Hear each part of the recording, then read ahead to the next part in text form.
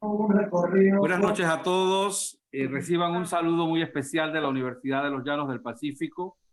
Les vamos a agradecer que pongan en silencio el micrófono. Bueno, vamos a tener una parte de introducción y luego la parte del conversatorio, en donde podemos hacerle las preguntas a la profesora Seila, que es nuestra invitada de hoy. Y bueno, y entonces vamos a dar inicio a la noche, a la tarde-noche de hoy, siempre tan especial para nosotros en este momento, pues conmemorar el 9 de enero. Nosotros hemos ideado esta propuesta que llamamos COCLE Aportes al Bicentenario como una forma también de contribuir a través del pensamiento y de las ideas con lo que nosotros hemos logrado construir a lo largo de estos 200 años como país, como Panamá, aún a pesar de todas las formas en que estuvimos nosotros unidos a diferentes situaciones políticas, ¿no? Por ejemplo, fuimos Colombia, luego Panamá con la presencia de los Estados Unidos, en fin, es parte de lo que nosotros queremos dejar como testimonio y la contribución de las diferentes personas que participan con nosotros de este programa de COCLE Aportes al Bicentenario. La noche de hoy, la tarde-noche de hoy, tenemos como invitada especial a la profesora Seila Cruz, docente de la Universidad de Panamá, Centro Regional Universitario de COCLE, que le damos la bienvenida a la profesora Betty, que también nos acompaña la noche de hoy. Audelas también, que sé que el profesor Pinzón y la profesora Lorena Morán también se han unido a este esfuerzo. La profesora Seila pues es una docente de hace un par de años en la Universidad de Panamá, también en el Colegio Ángel María de Herrera, y también es una incansable colaboradora de diferentes grupos culturales de nuestra comunidad. Así que para nosotros es de gran prestigio poder contar con las palabras de Seila la tarde-noche de hoy.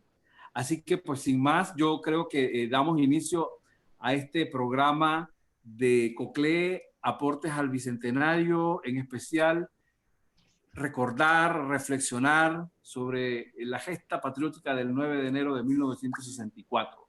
Así que bienvenida, profesora Seila.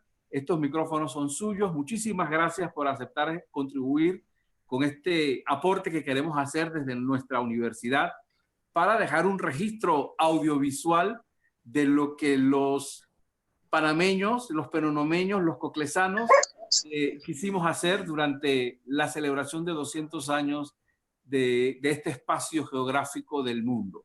Bienvenida, profesora. Buenas noches a todos. Agradezco a Vasco, rector de la Universidad de los Llanos del Pacífico y gestor cultural de Penonomé, la oportunidad de conversar, aunque en forma virtual, sobre el 9 de enero y sus repercusiones. Quiero que me permitan dedicar este conversatorio a mis queridos nietos, María Isabel, Mónica, Benjamín, Andrés, y por supuesto a una niña que yo quiero mucho, a Ana Daniela, porque para ellos les corresponderá soñar, repensar el futuro de este país, para ellos, sus amigos, su familia, porque como conversaba yo con el doctor Chirú, a la juventud le tocará volver a soñar, volver a repensar qué tipo de país queremos tener. En su aula. A continuación, algún mensaje que a través de la historia nos dedica el gran Aristóteles. La esperanza es el sueño de un hombre despierto. Que el 9 de enero nos dé nuevas esperanzas ante esta situación que vivimos. Y para ello vamos a iniciar rindiendo un pequeño homenaje a algunas personalidades destacadas dentro de este periodo. Veamos.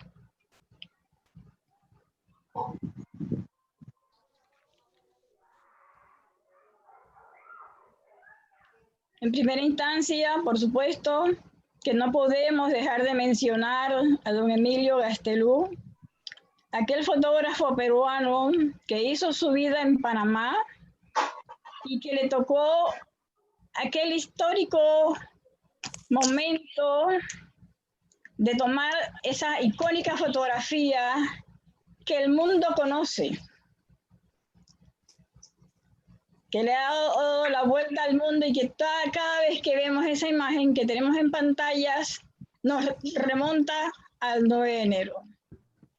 Lamentablemente, don Gastelú se fue, partió con el dolor de no haber la nacionalidad panameña. Pero lo vamos a recordar porque muchos vimos las fotos, pero nunca se le había rendido realmente el homenaje que él mereció en vida y que ahora en forma póstuma se lo hacemos, se lo damos. Hasta luego, Pedro Gastelú. Fue usted la persona que en su momento captó aquella imagen que nunca pensó que sería tan famosa, histórica. ¿Me dice eso? Acá. Dice tu papá que no da. Por supuesto que también rendimos honores a los mártires. No los podemos olvidar. Ascanio Rosemena, Ezequiel González Meneses, Estanislao Osorio, Víctor Manuel Iglesias, González Robles, Teófilo de la Torres, Alberto Oriol, Rodolfo Benítez Sánchez, Víctor Manuel, Ricardo Murgas, Rosa Elandation, Maritza Labarca, Rogelio Lara, Jacinto Palacio Cobos, Vicente Bonilla, Jorge Enrique Gil, Alberto Nicolás Constance, José del Cid, Ovidio Saldaña Armuelles, Renato Lara y Celestino Villarreta.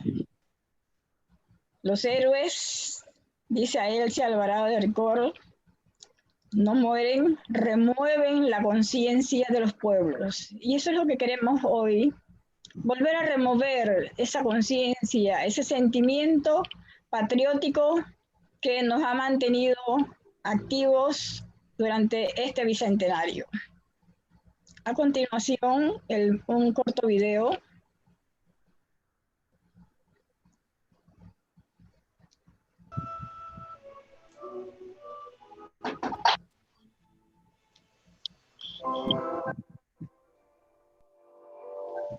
Mediante el Tratado Jaibuno-Varina en noviembre de 1903, el artículo segundo expresaba que concedía a perpetuidad a los Estados Unidos la zona del canal, una franja de 5 millas de largo de cada lado del Canal de Panamá.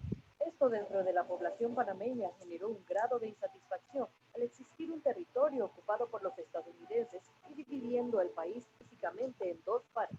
Durante la década de 1950, algunas organizaciones dirigidas por estudiantes de secundaria y universitarios estaban planeando hacer protestas pacíficas y simbólicas para el reclamo panameño de la zona del canal.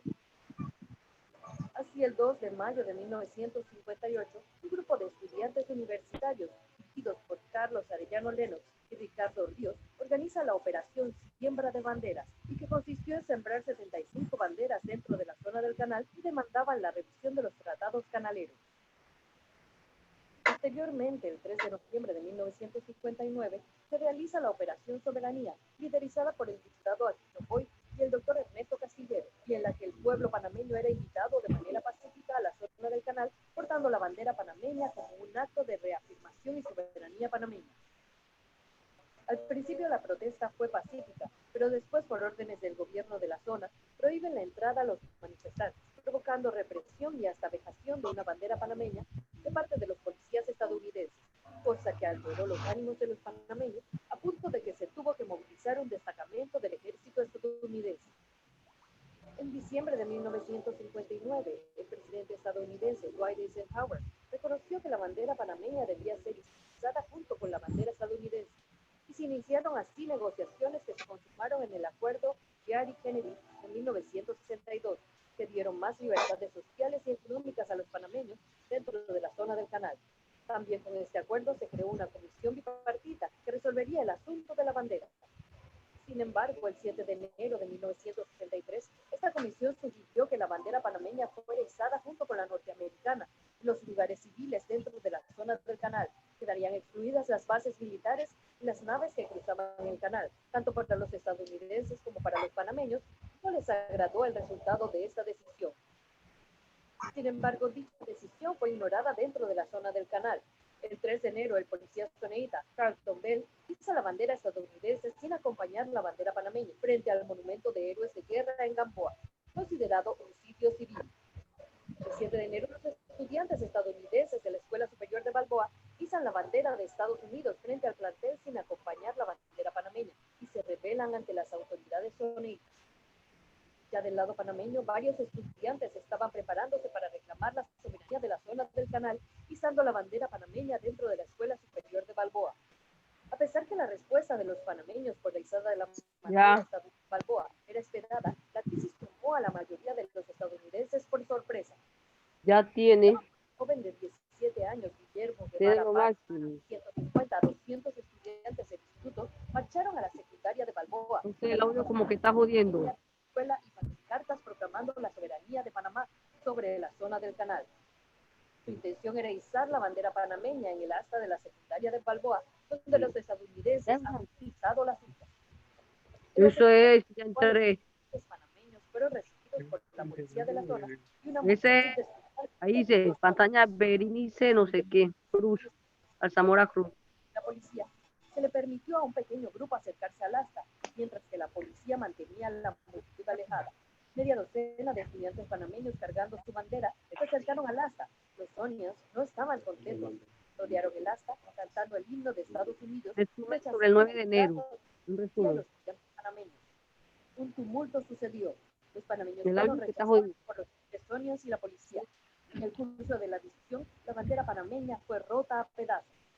Mientras los protestantes empezaron a romper la cerca que separaba la zona del canal de la República de Panamá, se lanzaron gases lacrimógenos y luego balas, a los que empujaron hacia la cerca. Ay, cállate la boca que sale allá, oye.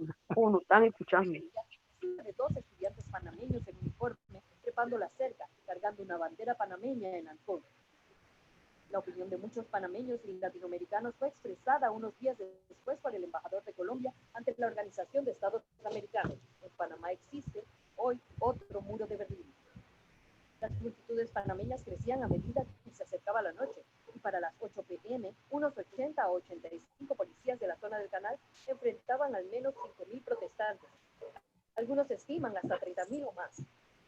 Los negocios propiedades de estadounidenses en la ciudad de Panamá fueron incendiados. El recién inaugurado edificio Pan American Airlines fue completamente destruido. La siguiente mañana, cuerpos sin vida de 6 panameños, probablemente atrapados en el edificio mientras saqueaban, fueron encontrados en los escombros. Noticias y rumores viajaron instantáneamente 50 millas de la costa pacífica de Panamá hasta la costa atlántica. La segunda ciudad del país, Colón, que colindaba con la ciudad Sonia de Cristóbal, vio surgir disturbios unas pocas horas luego del inicio de las hostilidades en el lado pacífico. Luchas intensas continuaron por los próximos 2 días.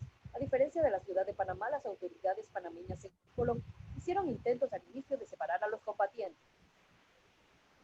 A medida que los disparos se hicieron comunes en ambos bandos, un número de personas sufrió heridas de proyectil de armas de fuego y murieron bajo circunstancias controversiales.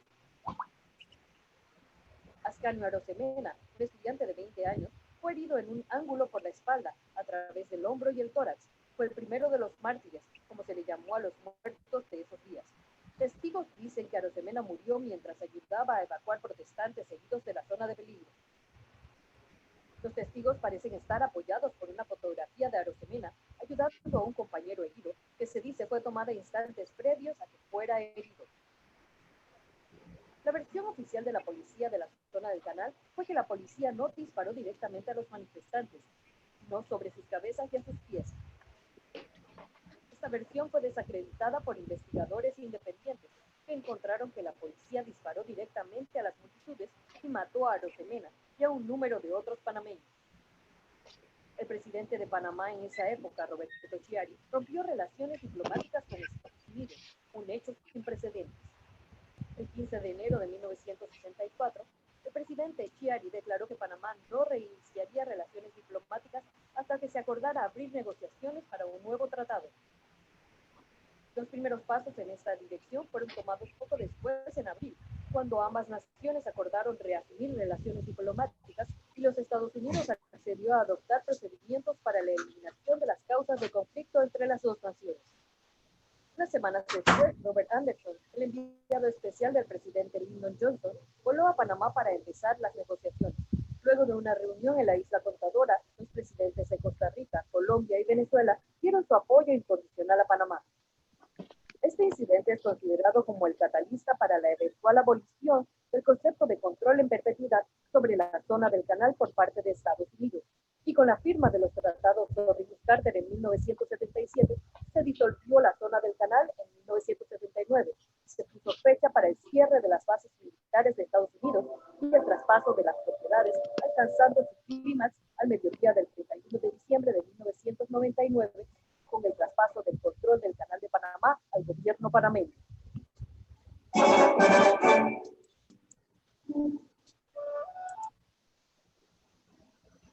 Con ese resumen, damos paso también, como parte del homenaje, en pantalla tenemos el mausoleo de Ezequiel González Meneses, desconocido para muchos, pero al cual muchos ciudadanos de Penonomé todos los años asistimos con autoridades. Lastimosamente, cada vez vamos menos, pero que ahí está como testigo de que Penonomé tuvo un mártir, un héroe nacional.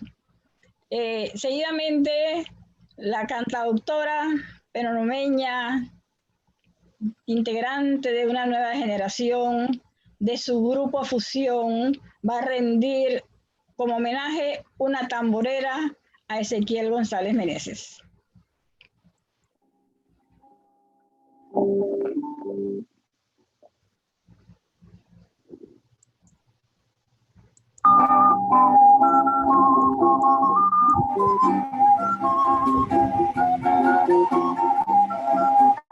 Échale sentimiento a esa guitarra. Por Ezequiel González Meneses.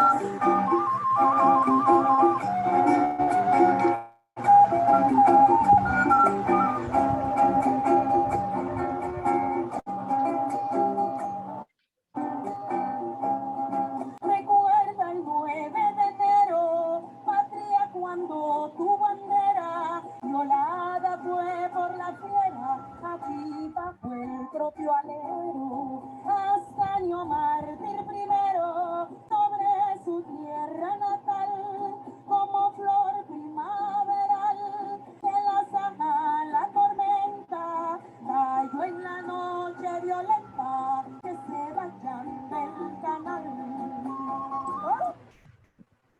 Gracias, Emi. Emi Figueroa tiene varias tamboreras y es una muestra de esa juventud que a través de la poesía, de sus escritos, de sus investigaciones y del canto, rinde homenaje a la patria, a los héroes del 9 de enero. A continuación, iniciamos entonces el conversatorio.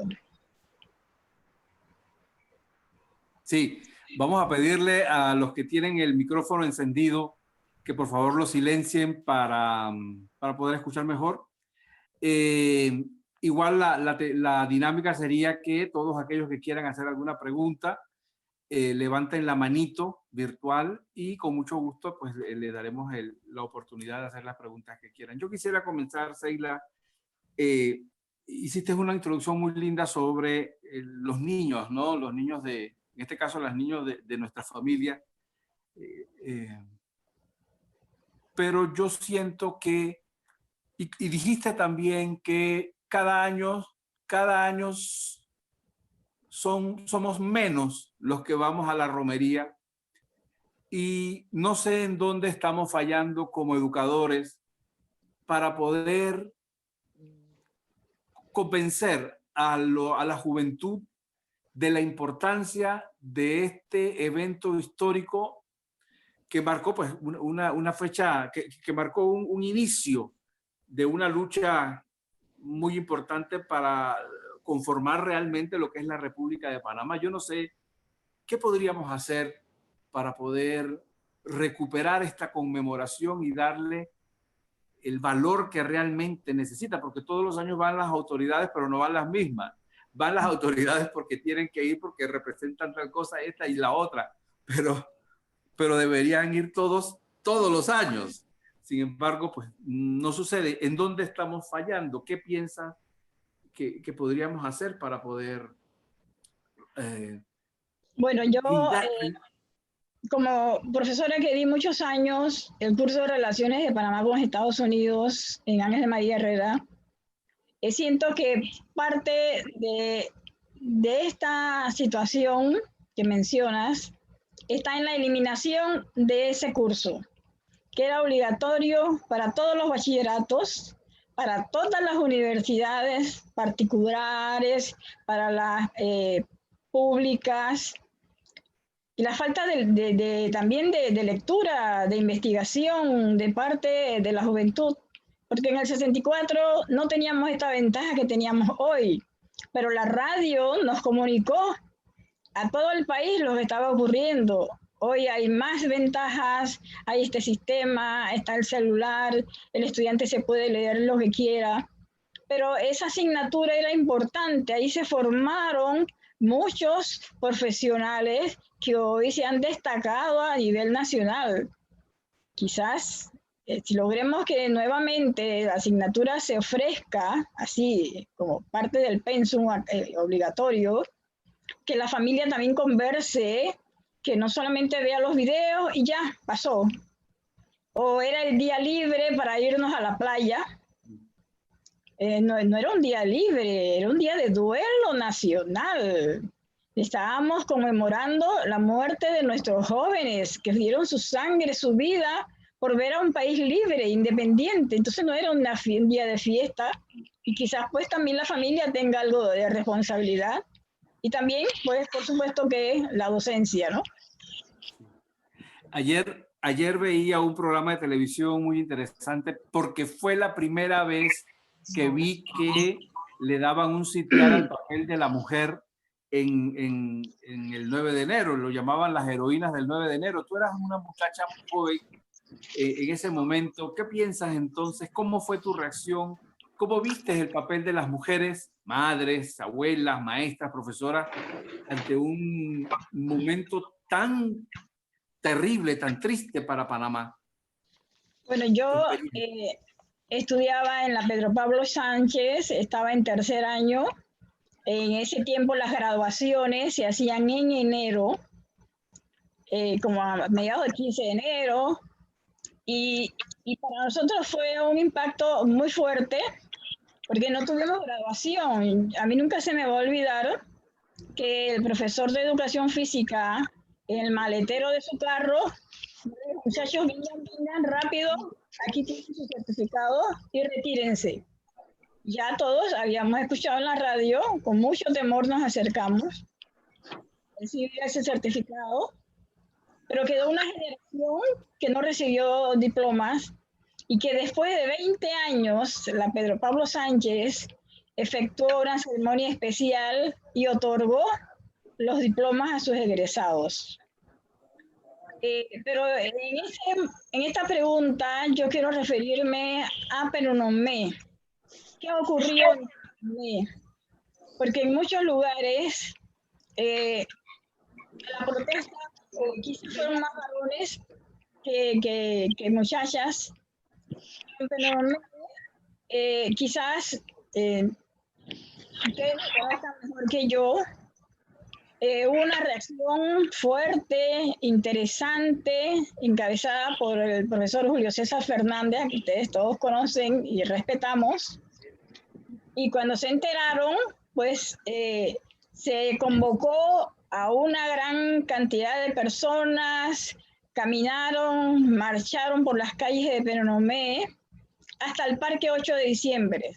Por eso es que el Parque 8 de Diciembre es importante porque ahí ha sido el centro, la base de muchas luchas históricas. Y allí en esa marcha, en esos oradores, participó la doctora de Grimaldo, conocida y muy querida por los penonomeños.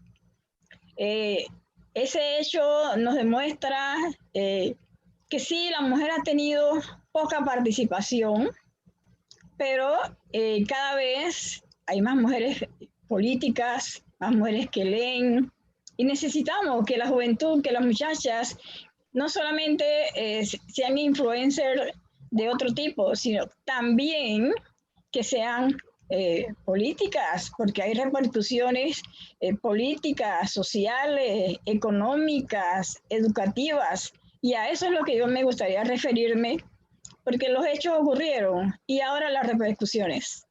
Esas son las interesantes ahora. Sí, Seila, a mí lo que acabas de decir me recuerda un término, un concepto que maneja muy bien el doctor Chirú, que es su especialidad, que son los sitios de memoria, ¿no?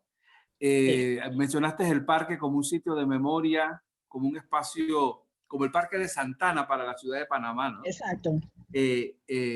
Río Hato, por ejemplo, en esos momentos que tenían una base militar, Río Hato como lugar que fue también parte de la invasión, podría convertirse también como un sitio de memoria y donde podríamos nosotros ir a visitar algún tipo de espacio para recordar pues estos momentos que contribuyen a la formación de nuestra nacionalidad.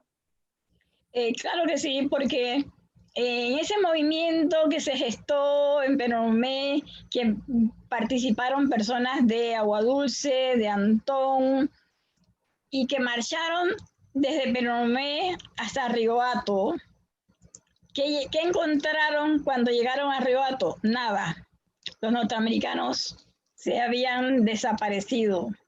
Entonces, ese hecho debe decirse, debe estar en un momento, un monumento que diga que la población coclesana se acercó en autos, muchos a pie, y no hay nada, ninguna referencia que lo diga. Después fue objeto de la invasión de 1989. Tampoco hay un hito, un punto de referencia que lo diga, y debe estar, claro que debe estar. Sí, sí, sí, sí. Me parece súper interesante eso, Seila, porque la base Río Hato era una base militar en esos momentos. Ajá, claro. Formaba parte de lo que era el comando, ¿no? El sur. Y Sí, los porque, penonomeños entonces se organizaron para poder ir a manifestarse por allá. exacto. Eso fue lo que estaba sucediendo. Sí, ¿cómo podríamos nosotros seguir conmemorando estas fiestas? Porque yo veo los esfuerzos que hacemos tú entre esas mujeres que encabezan esta conmemoración, pero siento que hacemos los esfuerzos con un grupo de personas. El año pasado lo hicimos muy bonito, pero la participación siento que no llegamos, ¿no? Leo que la educación tiene 3 ejes fundamentales. Uno es el saber, el otro es el hacer y el otro es el ser, pero dentro de ese ser tenemos que buscar las herramientas para poder enamorar a las personas de las diferentes temáticas. En este caso, enamorar a las personas, a los panameños y a los que no son panameños, de un evento tan importante que marca la tercera independencia de Panamá, como si podríamos llamarlo de esa forma, ¿no? Porque Omar a través de llama la verdadera independencia. Exactamente, ¿no? Porque es justamente el 9 de enero el momento en que la gente, el pueblo se levanta y toma sus acciones y le dice al mundo, oigan, señores, nosotros queremos ser un país soberano, porque fue la palabra que utilizamos, pero realmente significaba también dejar atrás estas potencias que siempre hemos tenido a nosotros, primero España, después la Gran Colombia y luego los Estados Unidos, ¿no? ¿Cómo hacemos? Yo no sé, este es un esfuerzo, por ejemplo, para poder llegar a las casas de las personas un sábado a las 6:30 de la tarde, para poder discutir sobre el 9 de enero. ¿Qué piensa la gente del 9 de enero? ¿Es un día libre más? ¿O cómo podemos nosotros contribuir para que nuestra juventud también tome un poquito más de conciencia de lo que sucedió ese día de enero del 64? ¿Cómo me Lo veo como un gran reto de esta generación, de los docentes, de las autoridades, de los políticos. Un gran reto porque quedan muchas tareas por hacer para esa juventud que no está leyendo lo suficiente, que no se reúne a conversar los problemas del país. Y aquí quiero aprovechar, Vasco, para referirme al incidente ocurrido hace pocos días sobre el irrespeto a la llama ardiente, ese monumento histórico de los mártires que custodia la ACP. Como esos jóvenes se acercan a ese monumento denominado la llama ardiente y prenden periódicos para tomarse selfies, fotografías. Esas fotografías corrieron en segundos por las redes, porque esta es la ventaja de esto. Entonces, ¿qué le ocurrió a esos jóvenes? Fueron sancionados, sus padres les llamaron la atención. ¿Qué ocurrió? Yo pienso que nada. Entonces, no podemos seguir en esta corriente de niños, de jóvenes, de adultos, que no ven que ellos son responsables también de lo que ocurre en este país. Si lo traemos al presente, ¿qué ocurre con esta terrible pandemia? Falta responsabilidad, falta el respeto a sus padres, a sí mismos, a la patria, cuando no seguimos las indicaciones, porque la juventud tiene que aprender a seguir indicaciones. Eso muchos autores, Romer Escarriola, Omar Jaén, lo mencionan, como aquella generación, si comparamos las dos, aquí era una generación de muchachos con un pensamiento crítico, con un esfuerzo, con una seriedad, bien formados, con muchos deseos de superación, de amor a la patria, y eso quizás nos está fallando a nosotros, quizás también los docentes estamos fallando en formar esa generación, también la casa, porque es un trabajo conjunto, los medios de comunicación que ahora tienen todas las oportunidades del mundo para pasar documentales, para dar ejemplos, y a veces lo que vemos no es lo mejor,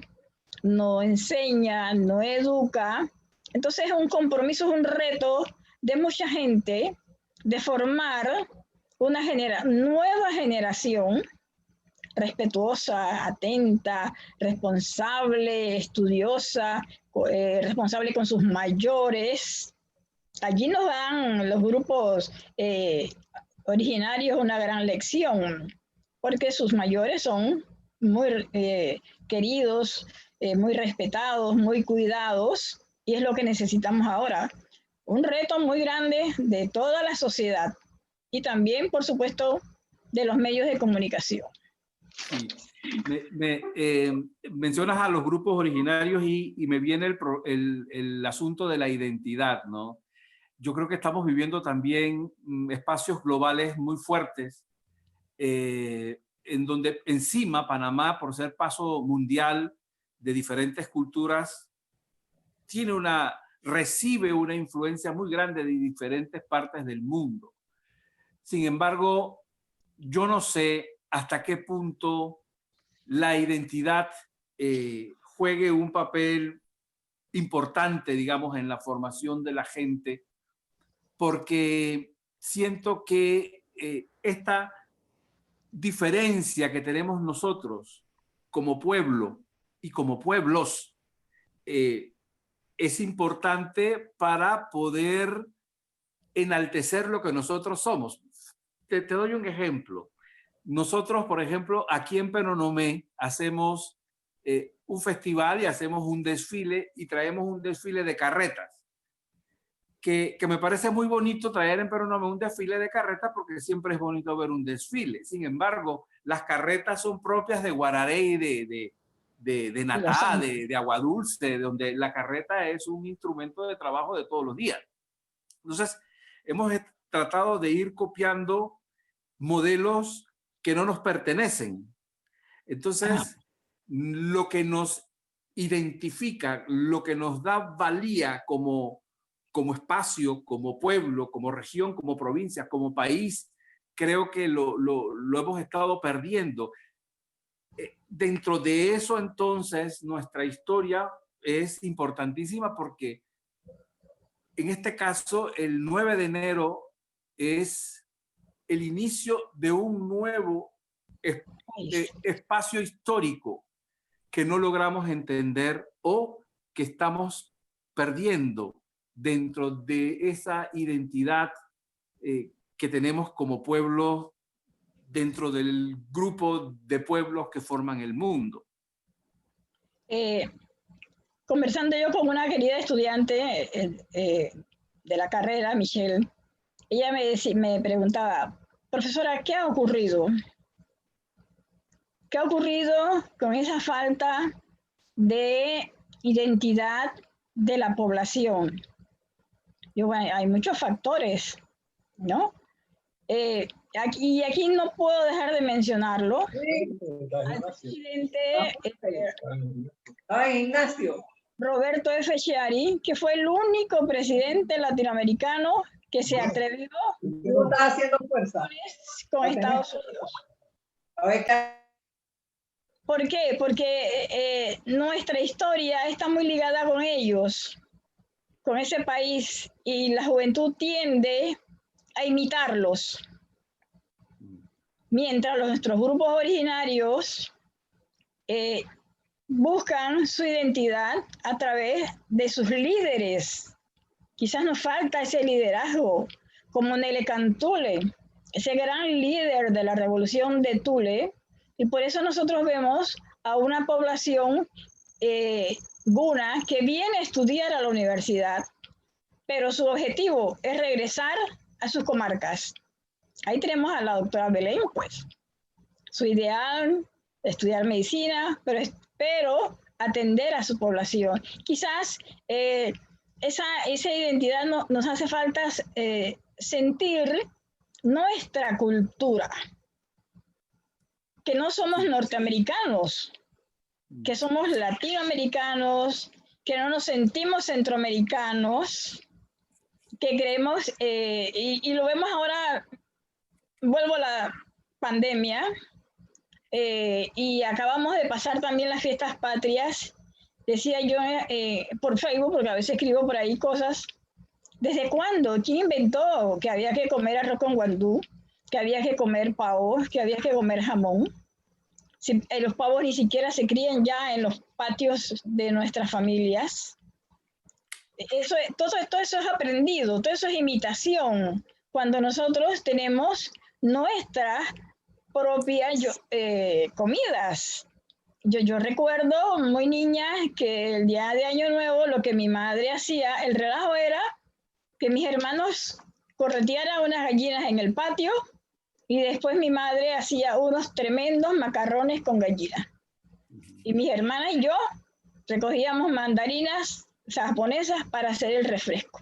Nada de jamón ni de pavo, entonces hemos ido dejando que esa cultura extranjera penetre en la parte económica, en la parte cultural, celebrando Black Friday, ¿cuándo? Eso no es celebrando Halloween. Esas no son fiestas que tienen nada que ver con nuestra identidad. Y a veces los mismos docentes, que yo siempre los he dicho con mucho cariño, han introducido esas costumbres. Halloween no tiene nada que ver ni con nuestra costumbre ni con nuestra religión. El 3 de noviembre se ve de todo, en los desfiles se ve de todo.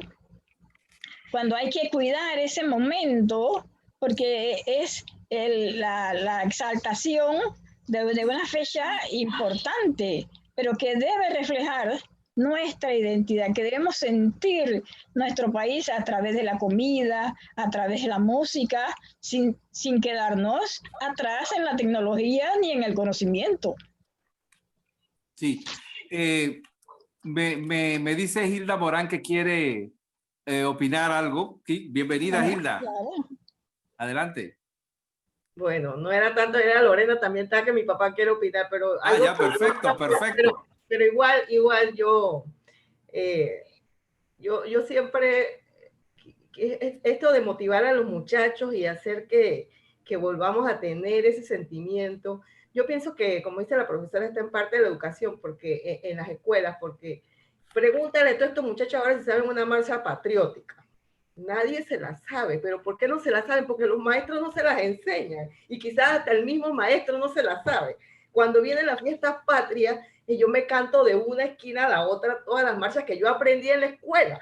O sea, si tú ves ahora, los muchachos no cantan nada. Quizás los de las bandas, porque las bandas sí les promueven. Es más, ya las bandas ni siquiera tocan marchas patrióticas, sino que tocan puras cosas reggae y cosas que le gustan a los muchachos. Así que yo pienso que parte del problema nuestro de identidad y de nuestra memoria histórica está en que la gente, esta generación, no la promueve. O sea, que yo siento que nos falta a nosotros mismos poder lograr que estos muchachos... Yo a mis hijas les digo, oye, les canto todas las marchas, no saben nada, y se los digo así. Y están en una escuela, muy buena escuela y todo, pero en esa escuela, no, ya hasta las ligas tocan cosas que ni siquiera son patrióticas. Entonces yo pienso que la universidad tiene un papel fundamental, porque ahora ya el docente ni siquiera va a la normal. O sea, ya vemos docentes que no saben ni escribir porque los vemos en las redes sociales. Antes, ser docente era una carrera docente que iniciaba desde la normal. Es más, yo conozco gente que estudió en el instituto y después para ser maestro fue a la normal, o estudió, pero ahora los docentes salen de las universidades, porque bueno, es una necesidad y así se ha dado, pero yo siento que las universidades tienen un papel fundamental en la formación de ese docente que queremos que forme a nuestros hijos en las escuelas. O sea, yo siento que es allí donde comienza, porque en las casas es difícil. O sea, yo me acuerdo, la maestra Rosita Aliado en la escuela Simeón Conte era la que motivaba todas estas actividades culturales, lo conjunto típico, todas las cosas que se hacían, nosotros las aprendíamos en la escuela. O sea, no, en las casas los papás, mi papá y mi mamá siendo maestros de escuela, y llegaban y no había, es más, ni tareas, porque no había tanta tarea y tanto pensum académico como hay en este momento, y uno iba a la escuela y aprendía en la escuela, aprendía de todo en la escuela, con estos maestros de la época. Ya no es para comparar, sino que yo siento que hay que motivar a este educador nuevo para que vaya a las raíces y que vaya y fomente yo me acuerdo, mi mamá se llevaba los cerros de cuadernos para la casa. O sea, ya no es lo mismo, pero yo sí creo que las universidades tienen un papel fundamental en la formación de estos docentes para que puedan motivar a estos muchachos, esta juventud nueva que está definitivamente en otra onda, para no decir perdido, pero es en otra onda que no es la que nosotros queremos. Y otra cosa sobre la memoria histórica de los pueblos, yo he tratado, porque me gusta, la gente me dice, ay, vamos a hacer reunión para esto. Digo, no, la verdad que yo me pongo a buscar cosas que me gustan de los pueblos y trato de resaltar las cosas que uno ha vivido de niño, como por ejemplo me ha encantado con lo del tambor, y agarro a mi papá y agarro a mi mamá, y entonces yo siento que así como tienen ustedes el grupo Penonomé en abril, yo siento que en Penonomé, así como se forman muchos comités, porque Penonomé, algo que yo me encanta y extraño, que en Penonomé siempre hay algo que hacer. siempre hay una actividad cultural, siempre hay algo. Yo aquí metí en Panamá, o sea, no puedo vivir todo lo que ustedes viven allá. O sea, es una cosa increíble la cantidad de valores culturales que hay en Perú. Entonces yo siento que, y eso yo lo aprendí en el canal, eso de la memoria histórica, es una cosa que se estudia y se organiza, se crea como un ente, y yo siento que Penonomé tiene la capacidad para crear ese grupo que prevalezca y que forme y que crea la memoria histórica de nuestro pueblo, que es riquísima, riquísima, riquísima. Y bueno, ese es mi aporte. Sí, muchas gracias, Hilda. ¿Tu papá quería decir algo? Ajá. Hilda, Lorena. Vamos allá. ¿Qué voy a decir? ¿Qué puedo decir yo si realmente entiendo y comprendo la ansia? Pues hay una ansia de desarrollar la cultura, precisamente por lo que está diciendo Hilda. Hilda está abriendo a ustedes los ojos para que ya vayan expandiendo un poco más la cosa. Y yo quiero decir que ya no podemos estar con cosas aisladas, actividades aisladas y no integradas. Y uno de los pensamientos que quiero dejarles a ustedes, porque yo celebro definitivamente lo que está haciendo Vasco, lo que está haciendo la profesora Sheila. Celebro enormemente eso, en plena conciencia. ¿Qué pasa? Aquí se necesita ya una estrategia de trabajo organizado por medio de la organización de la comunidad. Hay que organizar la comunidad. ¿Pero cómo? Tiene que estar aislada totalmente de la política partidista. Es como decía Vasco, identidad, sentido nacional, sentido regional. ¿Eso cómo se logra? Eso se logra con métodos. Eso se ha estudiado ya. La organización de la comunidad. Ustedes están ahora haciendo lo que van 2 veces que yo he escuchado.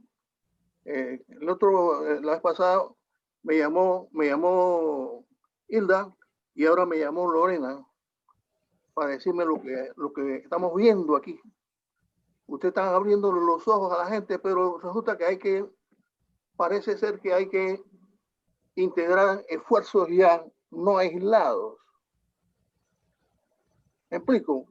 Quiero decir es que, y es más, para hacer eso hay que olvidarse precisamente de la política, porque la política lo distrae a uno y nos embarcamos en cosas que no conviene para lo que se quiere. Aquí se quiere, pero no como dice Hilda, es muy raro encontrar en Panamá, en el territorio panameño, lo que aquí en Panamá, en Penonomé se hace. Es muy raro. Aquí sí hay, y incluso eso se ha logrado porque hay gente pensante que quiere expandir el pensamiento. ¿Me explico? Pero hay que organizar la comunidad con una estrategia que se puede ya lograr, porque ya no podemos estar, no podemos estar con pininos, no, porque ya no es que aquí hay un grado de maduración. Aquí hay, pero no me un grado de maduración. La profesora Sheila decía muy bien que para esto se necesita el liderazgo, pero aquí tenemos el liderazgo, sí lo tenemos.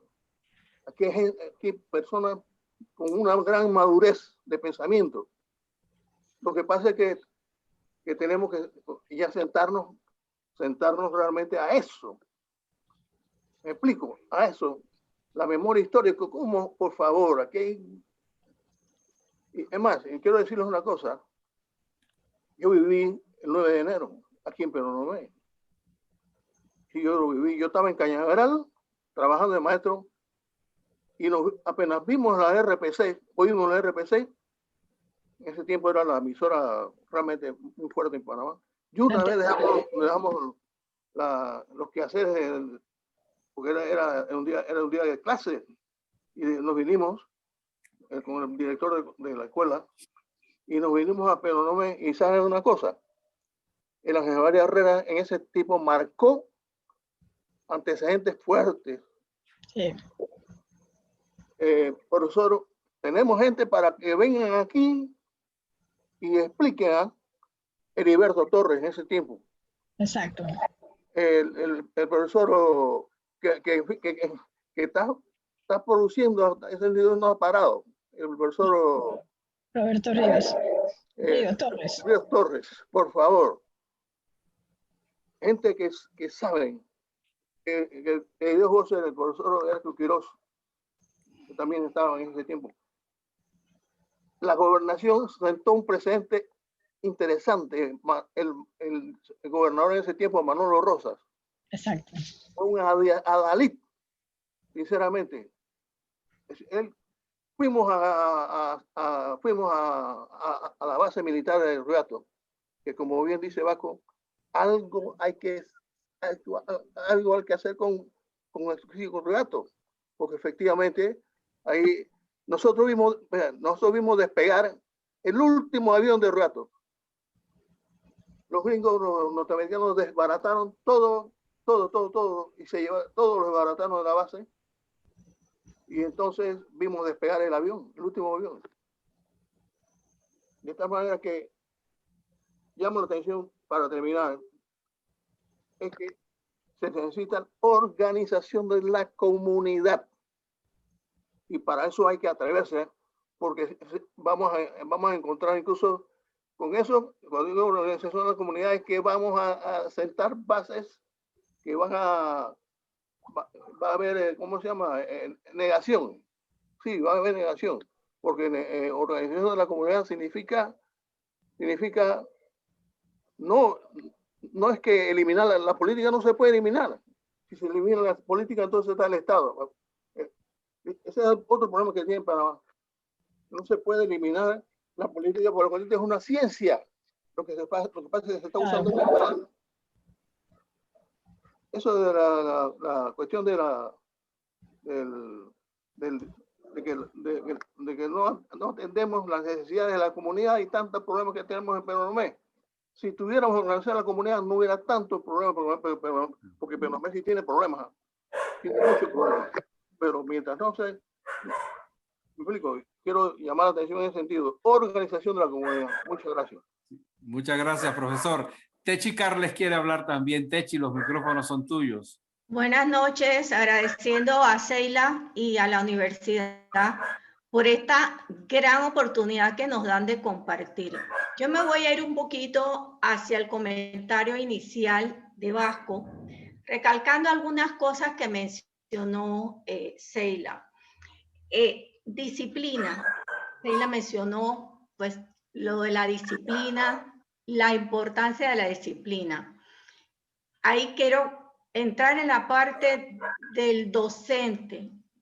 Es cierto que en las escuelas ya no se da esa materia, pero como docentes es importante transmitir ese valor cívico que es intangible del amor a la patria, el respeto a los símbolos patrios. Ya nadie se para cuando están arriando la bandera, cuando están cantando el himno. Entonces nosotros como docentes tenemos que dar el ejemplo. Hay que dar el ejemplo, aparte de como dice el profesor Morán, sí, es cierto, es una responsabilidad de la comunidad. Pero esa energía de la juventud hay que encauzarla. Seila mencionó lo de las selfies de los estudiantes en la llama eterna. Allí hay una inquietud. Hay que encauzar esa energía y darle a ellos la información correcta, porque sí hay una inquietud de entender qué está pasando. Quizás el encauce de esa energía nos compete a los docentes, nos compete a la comunidad para poder que estas personas pues vayan encauzándose adecuadamente. Pero obviamente lo del hogar Eso es primordial. Y por último, también algo que mencionó Sheila, nos tomamos modelos que no nos pertenecen, ¿no? Pero hay que sacarle lo positivo a lo negativo. Nos hemos tomado el modelo de estar tomándonos selfies porque, bueno, eso fue algo que vino a Europa, a Estados Unidos, pero hay que sacarle el positivo a esas actitudes de los jóvenes que están en una generación que nosotros tenemos que entender. No son ellos que nos tienen que entender a nosotros. Somos nosotros que tenemos que dar el ejemplo y hay que ver cómo se moldea esa energía de la juventud. Y lo último que quería mencionar es y reiterar el modelo. Nosotros tenemos que ser modelo. La gente aprende de chiquito con el modelo.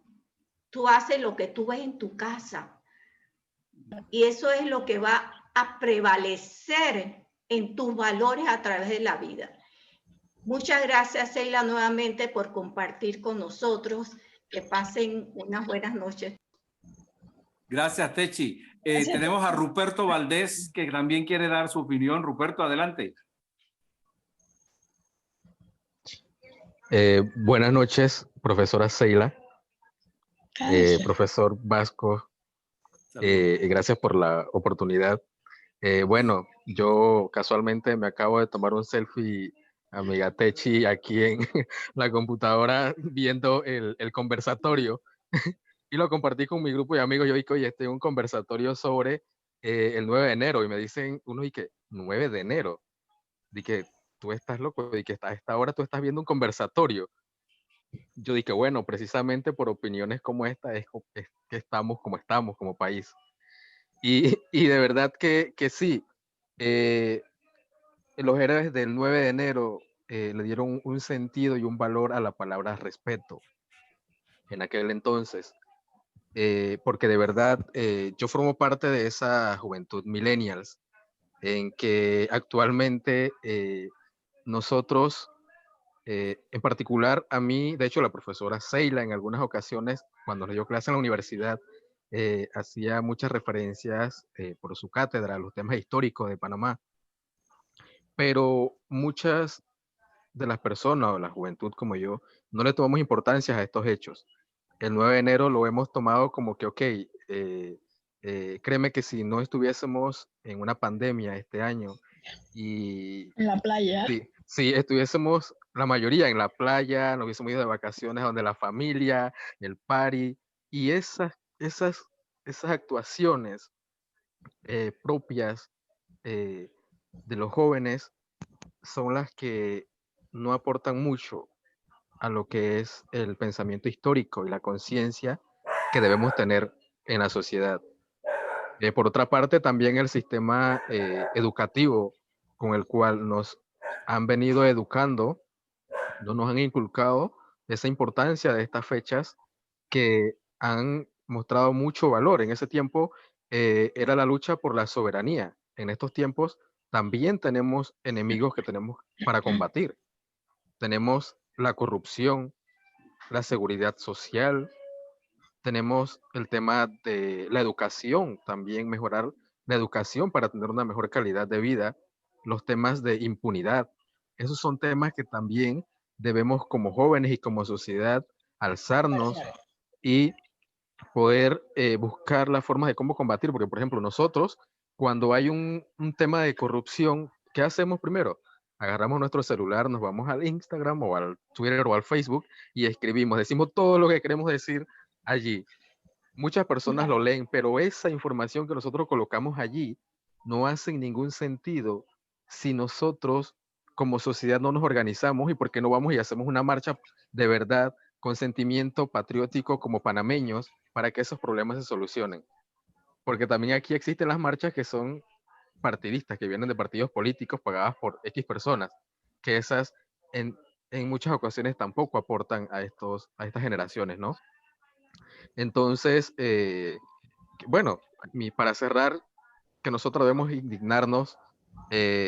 Las protestas debemos dejar de hacerlas en redes sociales y manifestarnos en concentraciones para poder así hacer un mejor Panamá y ir resaltando esos valores que como ciudadanos debemos tener, que habitamos en esta nación y que tanto queremos en nuestro país para que sea cada día mucho mejor. Así que de verdad muy bueno este conversatorio, de verdad que de hecho yo creo que es primera vez que participo en algo como esto y de verdad que me llena de mucho orgullo pues que escuchar de hecho a mi ex profesora y ahora pues al profesor Franco que nos hace la invitación y los colegas que están acá, que he visto que hay otros profesores también de la universidad de la cual egresé que han estado aquí en este conversatorio de verdad. Y muchísimas gracias por la oportunidad. Gracias, Ruperto, por Gracias, Ruperto. César Figueroa también quiere decir algo. Parece que la juventud se activó. Eso está bueno. Qué bueno. César. Debemos de ser una juventud participativa. Buenas noches a todos. Gracias, profesor Vasco, por la invitación. Profesora Seila, gracias también por este conversatorio. La verdad, he escuchado desde que inició el conversatorio y hay una palabra que cala en todas las expresiones que han dado cada uno de los participantes anteriores en sus opiniones. La educación. Sí. Y es la falta de educación que hay en el tema de la historia como país, la historia como nación soberana. Porque siempre me he preguntado por qué en la escuela nos enseñan sobre Europa, Asia y Oceanía, y no nos dan la historia de nuestro país, como fue Victoriano Lorenzo, el 9 de enero, los tratados Torrijos-Carter como tal, que yo los vine a estudiar a fondo hace un año en la universidad, dando relaciones de Panamá con los Estados Unidos. O sea, todo lo que se da en la escuela, llámese primaria, llámese premedia, es un párrafo de 10 líneas.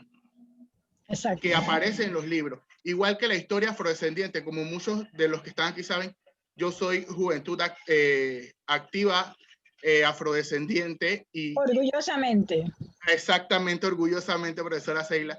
Y eso es por el desconocimiento que hay. Los jóvenes desconocen el origen de nuestro país como tal, las luchas que se han vivido en nuestro país y luchas que han sufrido personas a través de su vida, han pagado con sangre, han perdido miembros de su cuerpo, o sea, y todavía no hay una retribución. ¿Cuántas familias quedaron heridas? ¿Cuántas personas quedaron heridas ese 9 de enero del 64? ¿Y qué hizo el país también para poder reclamarle a los Estados Unidos que indemnizara a esos heridos, que indemnizara a esas familias que perdieron víctimas, igual que para el momento de la invasión? O sea, son cosas, son historias vividas, actuales, no de hace 100 años, sino de 57 años, todavía están frescas. Y la juventud desconoce. Nosotros como jóvenes, por lo menos mi organización, o sea, no estuvimos de acuerdo con el hecho de ver tres jovencitos, le calculo que no llegan ni a los 18 años esos niños, utilizando la llama eterna, que es un símbolo de historia, de lo que fue la gesta del 9 de enero, haciendo selfie, quemando.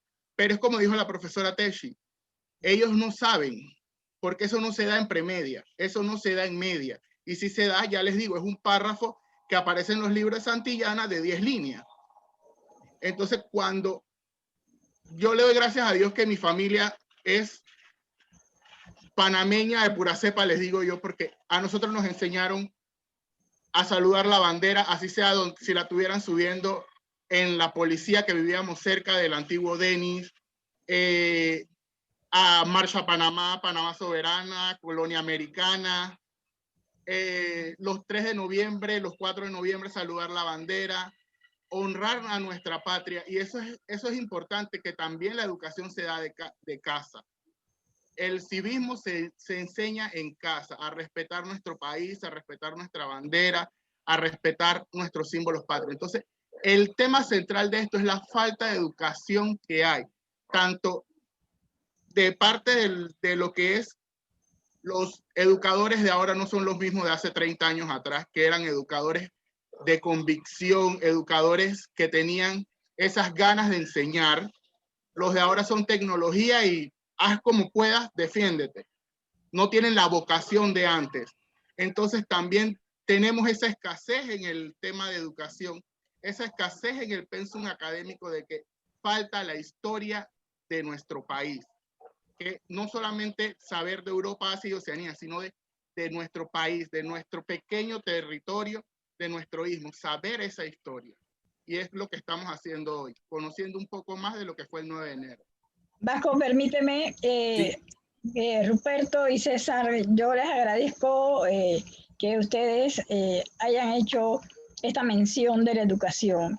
Sí, es cierto, a los libros de historia de Panamá, muchos escritos por extranjeros, con un párrafo, le falta la información que ocurrió, qué le ocurrió a la educación después del 9 de enero. ¿Qué ocurrió a la educación a los jóvenes cuando el golpe de Estado de 1968? Yo estaba en la universidad y la universidad no la cerraron hasta mayo del siguiente año. Una generación que fue beligerante, que fue combatiente a pesar del cierre de su universidad. Después tenemos que mencionar, porque hay que mencionarlo, qué ocurrió con la intervención norteamericana en Panamá. También sufrieron otros mártires, también fueron los estudiantes. Eso no aparece, no está. Quizás hay que volver a repensar, hay que volver a escribir. Y ahora pues estamos viviendo una pandemia que también tiene mártires. Yo tengo estudiantes en la universidad que no tienen luz, que no tienen acceso a un internet. Entonces siempre esa educación, esos hechos que no se cuentan, que no se dicen por panameños, que la interpretación es de otras personas o con otros intereses, hay que volverla a repensar. Me gusta ver a María Félix, y porque yo tenía también una reflexión a ella, a Porfirio Salazar, a Chirú, porque pertenecen a una generación de poetas, de escritores, de investigadores que le cantan al país, que le escriben al país, y eso nos hace falta en este momento. Que esta juventud sienta la patria a través de sus poemas. Yo veía casualmente en el Facebook un poema del amigo Porfirio. He visto los libros de María Félix. El selfie que se toman en los lugares históricos, en los parques nacionales. Sí, esos van a reflejar la belleza geográfica de nuestro país, pero no para hacer daño, sino para construir.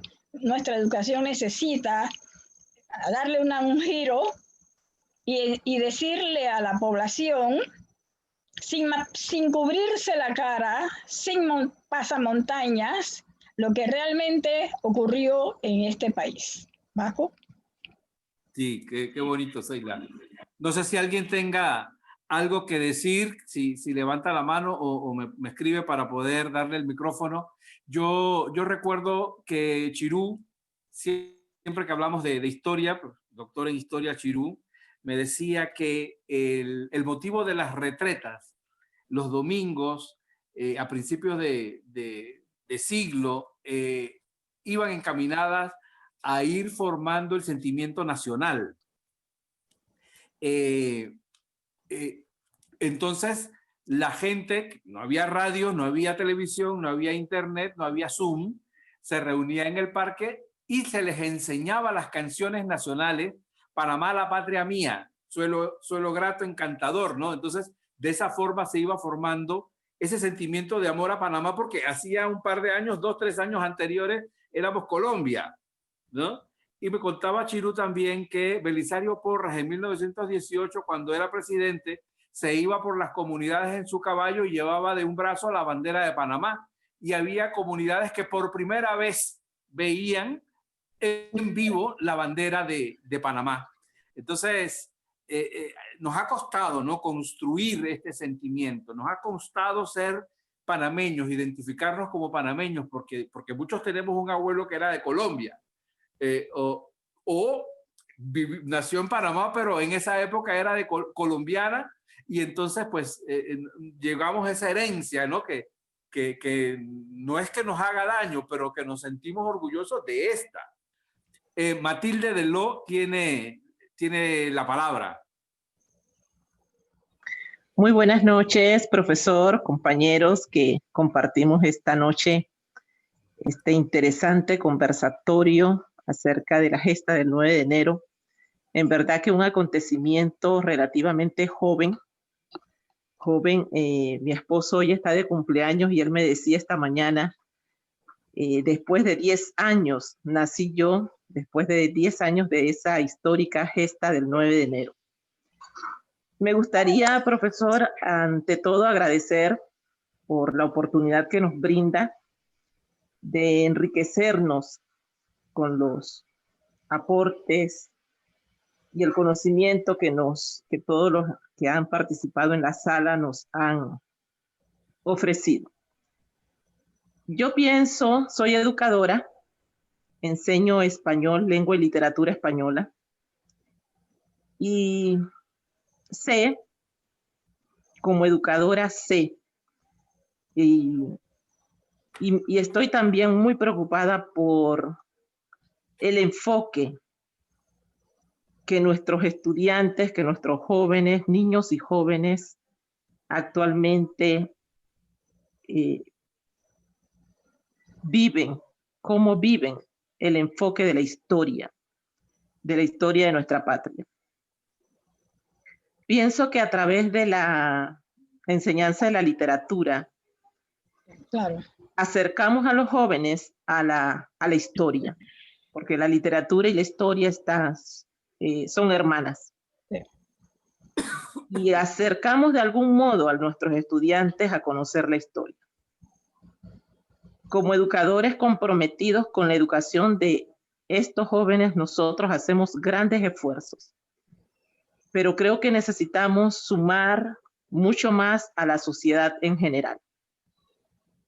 Describir las vicisitudes que nosotros atravesamos en las escuelas para que un chico lea un texto, yo creo que todos lo conocemos. Los que me han antecedido anteriormente, las damas que me antecedieron, una de ellas dijo una gran verdad. Es totalmente diferente a cómo aprendimos nosotros. Y yo me considero una docente diríamos, de la vieja escuela, que cree en el poder transformador de la lectura. Claro. Que cree, y a mí me formaron la profesora Seila en el colegio Ángel María Herrera cuando estudiamos, igual que a mi esposo también, Carlos Ló, fue su profesora también. Soy también exalumna de la profesora María Feli, y nosotros leíamos. Hoy, para que los chicos lean, wow, ustedes no tienen idea lo que nos toca hacer en las aulas para alcanzar ese objetivo, para llevar al muchacho y enamorarlo del texto, del libro, de la historia, del relato. Pero lo estamos haciendo. Y sí tenemos buenos estudiantes, buenos chicos que están interesados en conocer, en aprender, a entender la identidad. Y yo pienso que aquí es donde nosotros debemos de retomar lo que hacemos, de repensar lo que estamos haciendo en la educación, tanto en la educación formal, en las escuelas, como en la educación desde la casa. Porque el padre de familia también tiene que hacerse parte de este compromiso de enseñar al muchacho y de fortalecer sobre todo su identidad como panameño, como habitante y ciudadano de esta nación, a entender y a conocer su historia, su cultura. Y hoy hay una serie de amenazas, una serie de elementos que distraen a nuestros muchachos, que desenfocan a nuestros muchachos, pero los esfuerzos tenemos que seguir haciéndolos y sumar a toda la sociedad, sumar a los medios de comunicación, hoy es más fácil que la familia se siente a ver una novela turca porque la historia es bonita, porque la trama es muy sentimental, y usted encuentra a la familia, la mamá compartiendo la novela y hasta el papá y todos los demás con los muchachos, y no los encontramos, entonces no los vemos compartiendo un programa histórico. Entonces nuestros medios de comunicación, todos tenemos que asumir los roles y el compromiso que nos corresponde y empezar a cambiar los paradigmas de nuestros muchachos, porque la verdad es que es triste, es lamentable, duele decirlo, si no hacemos algo como lo estamos haciendo hoy y sumar a nuestros muchachos, vamos a tener una generación perdida, una generación sin identidad, sin esas raíces, sin el conocimiento de sus raíces. Y la verdad es que un hombre perdido en la historia, un hombre perdido en su caminar, en el caminar de la vida, yo creo que es lo más triste que puede ocurrir. Así que nos sumamos a este compromiso con el profesor Vasco, con ustedes que están en esta sala, para seguir trabajando en pro de formar a esas generaciones informadas y formadas en lo que son miembros y el futuro de esta nación. Muchas gracias, profesor, muchas gracias, compañeros, por los aportes y por escucharnos en esta noche. Saludos y feliz noche para todos. Muchísimas gracias, Mati, muchísimas gracias. Mire, aquí tenemos a Javier Martínez, que tiene su mano levantada, y después viene el profesor Pantaleón García. Sí. Javier, bienvenido. No, profesor, quiero ser justo con el profesor Pantaleón, que hace rato tiene su mano levantada, así que luego de él participo. Gracias. Perfecto. Gracias. Bienvenido, Pantaleón. Investigador de historia. Profesor. Autor de muchos artículos, premiado por la revista Lotería. Es un gusto tenerlo esta noche con nosotros, profesor Pantaleón. Gracias, en parte para darte las gracias y felicitarte por la dinámica que estás llevando, y cómo lo has llevado. Vasco también, la forma en que lo han llevado. Y realmente el que me motivó a participar es el profesor Morán, que lo veo ahí en el fondo. Porque realmente yo lo que he escrito sobre Coclé, pues tengo un artículo sobre la provincia de Coclé el 9 de enero, que está en una revista Lotería. En gran parte el documental que saqué fue de los reportes que hacía el profesor Morán cuando era corresponsal de un no sé si fue la señal. Era corresponsal de los medios. El profesor Morán escribió bastante, y yo quiero destacar el papel de Coclé, más que nada de Penonomé, que he seguido el comportamiento de Penonomé en los hechos patrióticos desde 1959, gracias a los reportes que hacía el profesor Morán en los medios. Cómo se dio el 9 de enero, como decía Seila aquí, creo que Morán decía que los bomberos salieron el 9 de enero con tambores, y el profesor que hay que hacerlo es Ricardo Ríos, el profesor también Heriberto, el profesor Heraclio, el estudiante en ese momento Carlos Gordón. Cuando murió fue que me dijeron que él era el estudiante que habló. También quería destacar el papel del Colegio Ángel María Herrera. Yo digo que sí. El Instituto Nacional fue la vanguardia de la lucha por la recuperación del canal en el Panamá. Aquí en Coclé fue el Ángel María Herrera. Como decía Morán, ellos organizaron, salieron los profesores, fueron a Arreato. También cuando se devolvió la base militar el 22 de agosto, allí estuvo el Colegio Ángel María Herrera presente. Así que yo pienso que también al Colegio Ángel María Herrera habría que hacerle un monumento por ese aporte que el colegio ha hecho a la recuperación de la soberanía nacional. Dentro de la provincia de Coclé, bueno, como decía Seila, Roberto F. Chari, ¿no? En estos días yo escribí algo sobre él, cómo enfrentó a Lyndon Johnson y a John Kennedy. En la prensa. y de frente les dijo cuál era el problema. Y yo pienso que son valores que tiene la provincia de Coclé. Y Menezes, como decía Seila, lamentablemente no se conoce mucho. En el trabajo que yo tengo le dedico bastante tiempo, y cómo las diversas escuelas donde él estuvo se hicieron resoluciones de duelo. Y sobre lo que dice Seila, realmente yo pienso, no sé, ustedes dirán, pero yo pienso que después del 9 de enero, algunos dicen que cambiaron la manera en que salían los estudiantes, porque antes, como decía Seila, salíamos en enero y los estudiantes estaban en la escuela, pero ahora salen en diciembre, se va a Navidad, se va Año Nuevo, la gente se olvida, el día de 9 de enero todo el mundo está disperso, es difícil encontrarlos. Y también, bueno, que fíjense, la materia de relaciones Panamá con Estados Unidos, ahí o se da en verano, se da en 6 meses, que se puede dar en 6 semanas, o se da un semestre. No hay manera de poder profundizar en esos hechos, y por eso quizá ahora los estudiantes de milagro conocen algo así como dicen en Santillana, y no hay oportunidad. Yo pienso que allí hay que retomar esa materia 2 semestres, buscar información y formar a los estudiantes.